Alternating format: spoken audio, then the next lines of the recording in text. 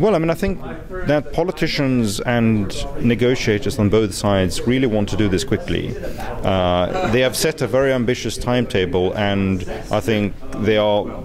both, at least privately acknowledging that it may take a longer time to do things here. But at the same time, you need to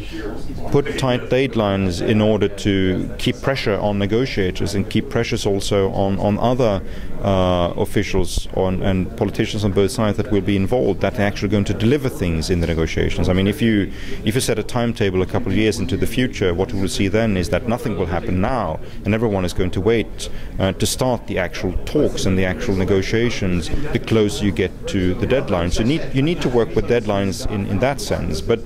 one of the important things with an agreement like this will be how you can sequence the negotiations over time.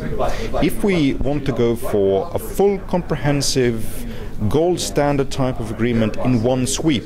then we may have to negotiate for 5-6 years in order to get it. If we, however, start to think about a sequence where you can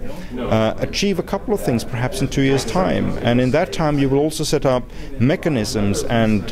institutional structures for how to continue to negotiate and continue to take away trade barriers or regulatory divergences that exist over a longer period of time. And I think that probably is going to be the key that can unlock some of the difficulties that we'll find in these negotiations, that you do something in the shorter period of time, but then you try to find the institutional structure that is going to give continuous energy and impetus to the negotiations.